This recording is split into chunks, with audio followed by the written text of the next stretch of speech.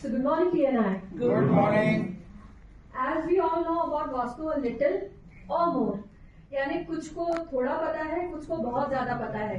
किसको कितनों को एक्चुअल वास्तु के बारे में पता है, I am not sure, because वही चीज डिसाइड करता है कि हम वास्तु कंसल्टेशन ऑप्ट करते हैं या नहीं करते हैं. But before starting let me tell you something about myself. I have an 18 plus years of experience in this field. Because of my father, he was a civil engineer, and because of his interest in vastu, मुझे हमेशा ऐसे books का, ऐसे literature का exposure रहा जो कि वास्तु से रिलेटेड है. देन मैंने इंटीरियर डिजाइनिंग ऑप्ट किया, बट उसके साथ साथ मैंने वास्तु को इसलिए किया क्योंकि जिस रीजन से मैं आती हूँ वहां पे वास्तु के लिए पूछा जाता है कि क्या आप वास्तु के अकॉर्डिंग इंटीरियर्स करते हैं. बट ग्रेजुअली मेरा इंटरेस्ट वास्तु फेंग शुई में ज्यादा हुआ. So I started and then my father insisted कि इसमें जिस फील्ड में आप काम कर रहे हो उसमें आपके पास सर्टिफिकेशन होना चाहिए. So I did certification course for vastu, and since then I am working in this field. Awards and achievements, because definitely ये अगर 18 साल 22 साल से हम काम कर रहे हैं तो ये भी पता होना चाहिए कि किस लेवल पे हम कहाँ काम कर रहे हैं. So I have presented paper presentation I did in an international conference twice, and on Vastu Shastra, and have been awarded as a Women in Business in 2017 in the category of service provider. These are few of my achievements. क्योंकि मैं social media पे भी active हूँ. I have a page on Instagram जिसमें थोड़े अच्छे followers है, 3,68,000 lakhs, हाँ correct. And on Facebook, I have a channel on YouTube also. Along with that, I have been a part of TEDx, and Josh Talks पे आपको मेरा video मिल जाएगा. I have been a speaker on Josh Talks and was featured on Monk Vyasya, the magazine. So these are few of my achievements. Now let's come to Vastu Shastra. क्योंकि वास्तु शास्त्र के बारे में आज तक जितने लोगों से मिली हूँ मैं, दो कैटेगरीज से ज्यादा मिली हूँ. एक वो जो ब्लाइंड फेथ करते हैं, पर जिन्हें ये नहीं पता है कि अगर ये प्रॉब्लम है तो क्यों है. नॉर्थ ईस्ट में टॉयलेट है, नॉर्थ में ये है, प्लीज ऐसा मत करना, लेकिन आप रीजंस पूछने जाएंगे उन्हें नहीं पता.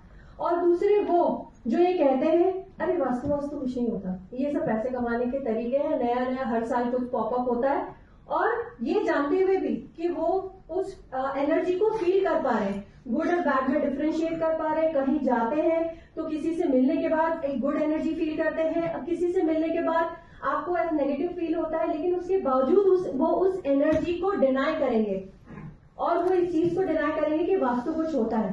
तो सबसे पहला जो मिसकंसेप्शन है कि vastu is a subject of spirituality. I am sorry, vastu is not a subject of spirituality. Vastu तब डेवलप किया गया जब कास्टिज्म नहीं आया था. ये तब बनाया गया जब कि हम में से को सब एक ही थे, एक ही कास्ट को फॉलो करते थे, एक ही रिचुअल्स को फॉलो करते थे. बिकॉज ये कोई भगवान को मानने का तरीका नहीं है, ये एक घर बनाने का तरीका है. ये एक आर्किटेक्चर जो हम लोग आज यूज कर रहे हैं, जिसे हम कहते हैं सस्टेनेबल आर्किटेक्चर, या हम जिसे कहते हैं ग्रीन आर्किटेक्चर, वो इसी का मॉडिफाइड वर्जन है. सो बेसिकली जो साइंटिफिक लॉजिक है इसके पीछे वो पता होना हमें बहुत जरूरी है. जैसे कि vastushastra is a science of architecture.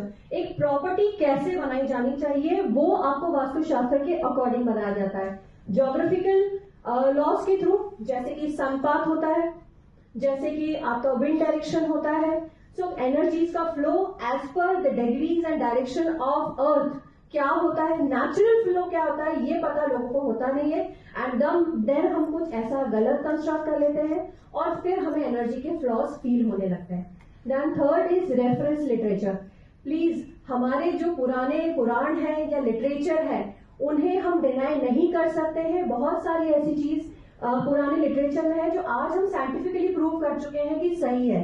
तो हमारी वास्तु का पूरा डिटेल्स जो है वो आज क्रिएट किया हुआ नहीं है, सालों पुराना लिटरेचर में अवेलेबल है. एज जैसे मैंने बताया, आपकी प्रॉपर्टी में, आपके घर में, आपके ऑफिस में, फैक्ट्री में अगर आपको एनर्जी का हार्मोनाइजेशन चाहिए तो वो चीज वास्तुशास्त्र क्रिएट करता है, राइट. जैसे कि आप अगर जो भी आप घर बना रहे हैं, प्रॉपर्टी बना रहे हैं, तो प्रॉपर गाइडलाइंस क्या होनी चाहिए. अर्थ जैसे सनराइज जो हो रहा है, सन के डायरेक्शन के अकॉर्डिंग आपके घर में एनर्जीज कैसे आनी चाहिए, नॉर्थ है, नॉर्थ ईस्ट है, वहां से एनर्जीज जो आती है, तो वो हम क्यों प्रेफर करते हैं कि नॉर्थ ईस्ट में टॉयलेट नहीं होना चाहिए, स्टेयरकेस नहीं होना चाहिए, लोड नहीं होना चाहिए, इसके पीछे का साइंटिफिक लॉजिक हमें पता होना बहुत जरूरी है। प्रिंसिपल्स जो होते हैं वास्तु के, वो अर्थ के 5 एलिमेंट्स पे डिपेंड करते हैं। I am sure in elements को हम में से कोई डिनाई नहीं कर सकता, right. Orientation, elements, design, layout, aesthetics, ये सारी चीजें हमारी वाइटलिटी को मेंटेन करती है और यही चीज हमारे घर के लिए जरूरी है। एज 2 मिनट्स आर लेफ्ट, मैं मेजर पॉइंट पे आना चाहूंगी। Science 3 primary fields of energies को केटर करता है, solar, gravitational and magnetic fields. ये हमारे अर्थ का वाइटल एलिमेंट है। जैसे कि अगर आप पहले इमेज में देखेंगे तो अर्थ जिस डिग्री पे टिल्टेड है अपने एक्सिस पे, वहां से हमारे जो नेचुरल एनर्जी फ्लो है वो नॉर्थ ईस्ट से साउथ वेस्ट के टुवर्ड्स होता है, राइट। तो नॉर्थ ईस्ट से इसीलिए हम कोशिश करते हैं कि घर में बड़ी विंडोज होनी चाहिए, लाइट होना चाहिए, सो दैट जो वाइटल एनर्जी हमें मिल रही है उस डायरेक्शन से, उसे हम ज्यादा से ज्यादा केटर कर सके हमारी प्रॉपर्टी में, right.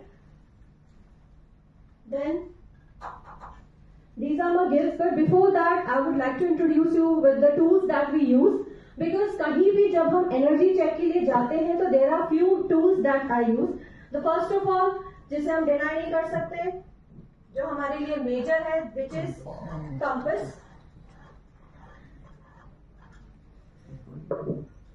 that we use to check the degrees and directions.